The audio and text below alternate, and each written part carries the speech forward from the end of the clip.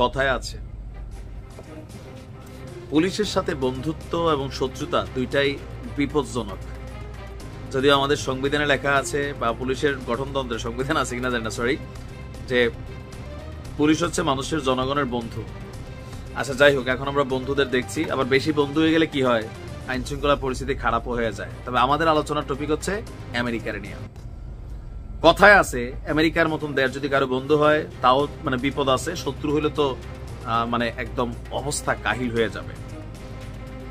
হঠাৎ করেই ট্রাম্পের এই সরকার রাষ্ট্র ক্ষমতায় আসার পর ডক্টর ইউনুস এবং ট্রাম্প সরকারের মধ্যে কেমিস্ট্রিটা কিন্তু পজিটিভ ছিল, এখনো এক ধরনের পজিটিভ আছে, বাট বাদশাচ্ছে আরেক জায়গা থেকে। আপনাদের খেয়াল আছে নিশ্চয়ই, আওয়ামী লীগের সময় আমাদের আইন শৃঙ্খলা বাহিনী র্যাব এবং কয়েকজন কর্মকর্তার বিরুদ্ধে একটা স্যাংশন আসছিল। কই থেকে আসছিল? মানবাধিকার দিবসে। কেন? তাদের দ্বারা অনেক মানবাধিকার লঙ্ঘন হয়েছে, রাইট? Okay fine. এখন সেই কোম্পানি মানে সেই গ্রুপ যেটার নাম হচ্ছে হিউম্যান রাইটস ওয়াচ, বুঝতে পারছেন, আন্তর্জাতিক মানবাধিকার সংস্থা, আমেরিকা থেকে ডক্টর ইউনুস সরকারের কাছে একটা বার্তা বাড়াইছে। বার্তাটা কি? যে গেল 48 বা 60 ঘন্টা যাবৎ যে বুলডোজার ঝড়টা গেল, আইনের দৃষ্টিতে এটা কি লিগ্যাল না ইলিগ্যাল? ইলিগ্যাল আইনের দৃষ্টিতে। তবে যারা বিপ্লবী তারা বলছেন যে একটা সরকার পতনের পর যা ঘটবে সবটাই লিগ্যাল, ওই সরকারের সাথে যা ঘটবে। আচ্ছা, এখন আন্তর্জাতিক মানবাধিকার সংস্থা বলছে নো, আওয়ামী লীগের বিরুদ্ধে জনতার ক্ষোভ ন্যায্য। আন্তর্জাতিক মানবাধিকার সংস্থা বলছে আওয়ামী লীগ যা করছে ক্ষোভটা ন্যায্য, কিন্তু এই যে আইনের লঙ্ঘন করে তাদের বাড়িঘর ভাঙা হইল সেটাও তো অন্যায্য। পেছটা বোঝেন নাই, আসুন মূল ঘটনায় যাচ্ছি। আপনার ক্ষমতাচ্যুত আওয়ামী লীগ সরকারের বিরুদ্ধে ক্ষোভ ন্যায্য হলেও আইনের লঙ্ঘন ন্যায্য নয়। ধানমন্ডি 32 নম্বরে বঙ্গবন্ধু শেখ মুজিবুর রহমানের বাড়ি এবং দেশের বিভিন্ন স্থানে আওয়ামী লীগ নেতাদের বাড়িতে হামলা ভাঙচুর এবং সম্পত্তি রক্ষায় সরকারের ব্যর্থতা নিয়ে দেওয়া এক বিবৃতিতে একটা বার্তা দিয়েছে আপনার নিউ ইয়র্ক ভিত্তিক মানবাধিকার সংগঠন হিউম্যান রাইটস ওয়াচ, HRW। আপনার এই সংস্থাটির এশিয়া অঞ্চলের যিনি উপপরিচালক আছেন মীনাক্ষী গাঙ্গুলি, তিনি বলছেন যে বিপ্লবী জনতা না, উচ্ছৃঙ্খল জনতা ক্ষমতাচ্যুত প্রধানমন্ত্রীর পারিবারিক বাড়ি ধ্বংস করেছেন। দেখেন, এই হিউম্যান রাইটস এর কারণে আগে বিএনপি অনেক সুবিধা পাইছে, আমেরিকার অনেক মানত ভালোবাসত। কেন? আওয়ামী লীগের বিভিন্ন ইস্যুতে এই সংস্থাটা অ্যাক্টিভ ছিল, ইভেন সরকারের বিভিন্ন জায়গাতে স্যাংশন খাওয়াইছে, ওই স্যাংশন এখনো বলবৎ আছে। আজকে আবার সেই বার্তার একটা অংশ, যখন আগে যারা মজলুম ছিল তারাই এখন ওই মানবাধিকার সংস্থার দৃষ্টিতে নির্যাতকের ভূমিকায় চলে আসছে, আর আগে যারা নির্যাতক ছিল তারা এখন মজলুম ভূমিকায়। সময়ের খেলা এটা।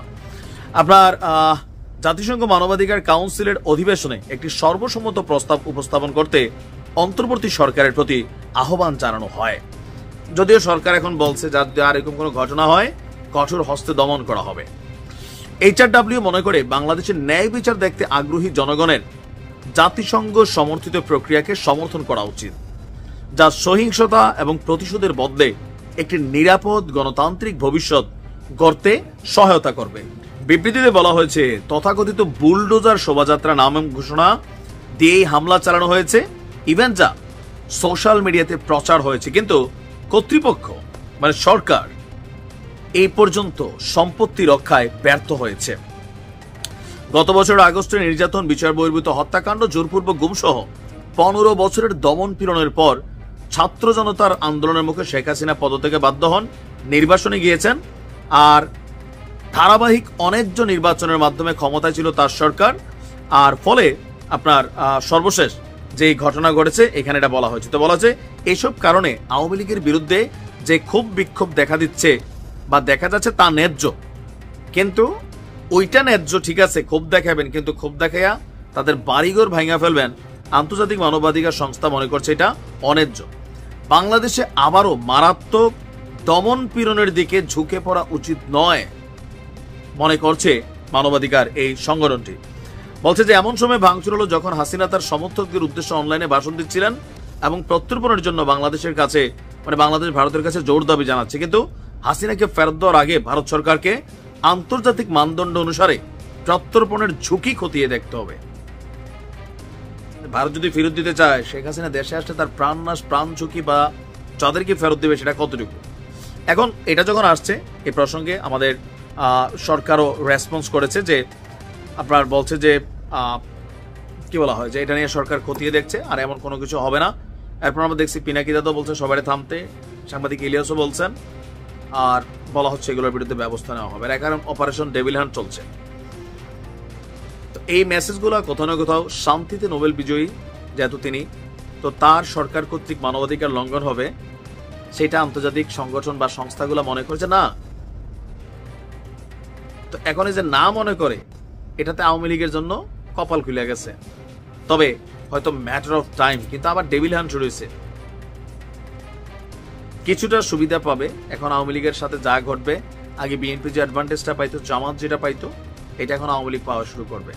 আন্তর্জাতিক মানবাধিকার সংস্থার মূল থিম হচ্ছে আমারে মারছে এই জন্য আমি রিটার্ন মারমু, এটা হইতে পারে না। কিন্তু আমরা যে বাঙালি বোঝে না, তারা বিদেশি সাদা চামড়া, আমরা বাঙালি কই তুই আমারে একটা কিসবি, তোর তো দাঁতের সাফা থাকতো না, রাইট? একবার খালি ফাইয়া লই রে বাড়ির গাড়াত, এরকম ডাক দে, খেলা হবে। HRW এর বাংলাদেশে এসে কোর্স করা উচিত, বাঙালি কিভাবে প্রতিশোধ দেয়। ভালো থাকো।